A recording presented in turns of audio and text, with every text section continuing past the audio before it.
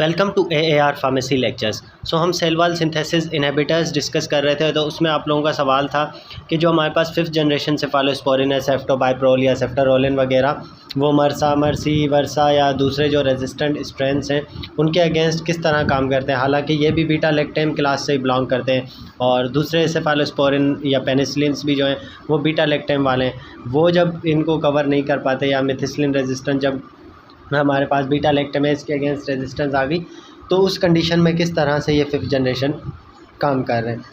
पहली बात तो ये, जब भी हमारे पास जो बैक्टीरिया है वो रेजिस्टेंस डेवलप कर रहे होते हैं तो उसके मुख्तलिफ मैकेनिज़्म होते हैं, मल्टीपल मैकेनिज़्म। ये हमने प्रीवियस वीडियोस में डिस्कस भी किया है।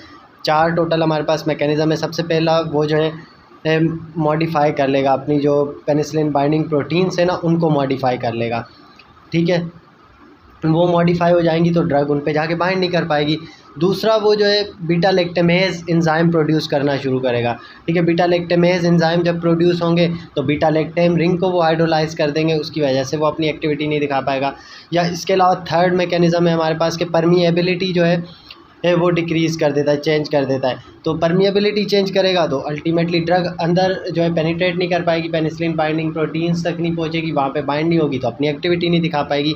या जो है ईफ्लक्स पंप बना लेते हैं। ठीक है, ईफ्लक्स पंप की वजह से क्या होगा कि वो सेल के अंदर जैसे ही इंटर होने की करता है ड्रग, तो वो पंप्स जो है उनको वापस बाहर की तरफ फेंक देते हैं। तो इस तरह से मुख्तलिफ मैकेनिज़म्स होते हैं जिनके थ्रू जो है बैक्टीरिया रेजिस्टेंस डेवलप कर रहे होते हैं।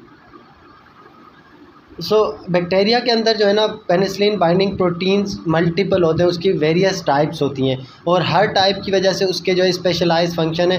तो इसीलिए जो मुख्तलिफ हमारे पास बीटा लैक्टेम ड्रग हैं, मतलब बीटा लैक्टेम क्लास जो डिफरेंट हमारे पास हैं, 1st जनरेशन 2nd जनरेशन, वो जो है डिफरेंट जो है पेनिसिलिन बाइंडिंग प्रोटीन्स पे जाके बाइंड होती है और उसी की वजह से जो है उनकी सेंसिटिविटी या एक्टिविटी अलग अलग आ रही होती है।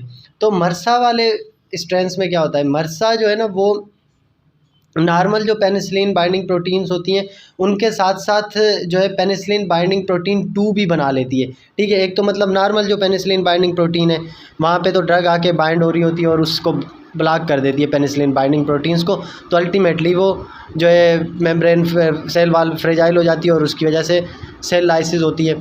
तो अब क्या होता है कि बैक्टीरिया स्मार्ट काम करता है, वो एक और साइड में जो है पेनिसिलिन बाइंडिंग प्रोटीन 2A बना लेता है। अब वो 2A जो है ना वो साइड में अपना काम कर रहा होता है। वो अपना काम जब कर रहा होता है तो उसकी वजह से जो है पेप्टाइडोग्लाइकेन की सिंथेसिस होती रहती है। पेप्टाइडोग्लाइकेन सिंथेसिस होगी तो सेल वाल को जो है स्टेबिलिटी मिल जाती है। ठीक है, तो सेफ्टोबाइप्रोल या सेफ्टारोलिन जो हमारे पास न्यू 5th जनरेशन ड्रग्स हैं, पेरेंटरली जब ये दी जाती हैं तो इनकी जो है एंटी माइक्रोबियल एक्टिविटी या कवरेज बहुत अच्छी है या ज़्यादा माइक्रोब्स के अगेंस्ट है।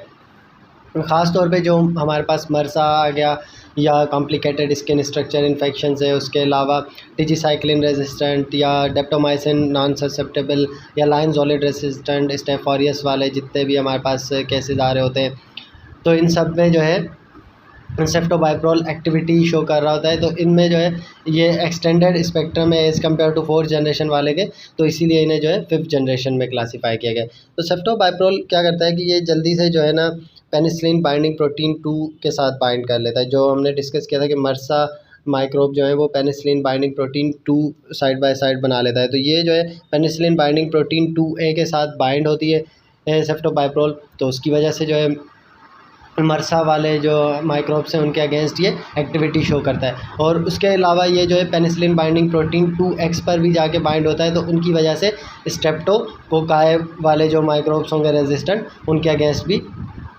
एक्टिविटी शो करेगा। तो इसमें जो है स्ट्रॉन्गर एक्टिविटी है और स्टेबिलिटी है बीटा लैक्टेमेज के अगेंस्ट। तो अब जो बच्चों ने मेडिसिनल पढ़ी हुई होगी, फाइनल ईयर स्टूडेंट या जो पास आउट हो चुके हैं, उन्हें इस चीज़ का आइडिया होगा कि स्ट्रक्चरल मॉडिफिकेशन की वजह से जो है ड्रग की एक्टिविटी चेंज हो जाती है। SAR मेडिसिनल केमिस्ट्री में पढ़ते हैं। यहाँ पे भी जो है मेन स्ट्रक्चरल मॉडिफिकेशन की वजह से जो है बीटा लैक्टेमेज के अगेंस्ट जो स्टेबिलिटी है वो इनमें आई है। पहली स्ट्रक्चरल मॉडिफिकेशन जो है वो 7th पोजीशन पे की गई है। जो सेफालोस्पोरिन का मेन न्यूक्लियस है उसकी 7th पोजीशन पे जो है ऑक्सी इमाइनो अमाइनो थायोजोलाइल जो है सब्सटीट्यूएंट लगाया गया, तो उसकी वजह से जो है ये बीटा लैक्टेमेज इस पर आके अटैच नहीं हो पाते। जो class A class C beta lactamase हैं जो आकर इन्हें जो है डिस्ट्रॉय कर सकते थे, वो बीटा लैक्टेमेज जो है इन पे काम नहीं कर पाएंगे। तो बीटा लैक्टेमेज जब ड्रग के साथ बाइंड ही नहीं होगा, उस पर काम नहीं करेगा, तो उसकी एक्टिविटी या चेन को ब्रेक नहीं कर पाएगा। तो उसके लिए जो है सब्स्टिट्यूएंट 7th पोजीशन पे किया गया है। तो इसकी वजह से जो है इसकी ब्रॉडर एक्टिविटी या स्पेक्ट्रम बढ़ जाता है। इसके अलावा जो है फिर इसकी वजह से ये जो है एफिनिटी इंक्रीज़ करता है पेनिसिलिन बाइंडिंग प्रोटीन 2 पे, वो जो है 3rd पोजीशन की वजह से। अब एक स्ट्रक्चरल मॉडिफिकेशन जो है बीटा लैक्टेमेज के अगेंस्ट, दूसरी जो है जो उन्होंने पेनिसिलिन बाइंडिंग प्रोटीन साइट में मतलब मॉडिफिकेशन की थी जो टारगेट साइट में, उसके अगेंस्ट भी जो है एक स्ट्रक्चरल मॉडिफिकेशन। अब दोनों हमने जो है मैकेनिज़म्स कवर कर लिए, मतलब बीटा लैक्टेमेज के अगेंस्ट भी जो है अब ड्रग स्टेबल हो गई, और साथ साथ जो उन्होंने नई मॉडिफिकेशन की है टारगेट साइड में, उसको भी वो जाके टारगेट कर लेगी। तो उसके लिए जो है 3rd पोजीशन पे चेंजिंग की गई है सेफालोस्पोरिन न्यूक्लियस में। 3rd पोजीशन पे जो है विनाइल पाइरोलिडिनोन ऐड किया गया है, तो उसकी वजह से जो है वो एफिनिटी इंक्रीज़ करता है पेनिसिलिन बाइंडिंग प्रोटीन 2। जो पेनिसिलिन बाइंडिंग प्रोटीन 2 है हमारे पास मर्सा स्ट्रेंस के अंदर extra penicillin binding protein site आ जाती है। अब इस जो है हाइड्रोफोबिक साइड चेन की वजह से जो है पेनिसिलिन बाइंडिंग प्रोटीन 2 में जो है मॉडिफिकेशन लेकर आता है, और उसके साथ ये जाके जो है एक स्टेबल कॉम्प्लेक्स बना लेता है। एसाइल एंजाइम कॉम्प्लेक्स कहते हैं हम उसे। ये जो है उसके साथ जाके कॉम्प्लेक्स बना लेगा, तो उसकी जो है वहाँ से रिमूव नहीं हो पाएगा जब ये अटैच हो जाएगा पेनिसिलिन बाइंडिंग प्रोटीन 2 के साथ।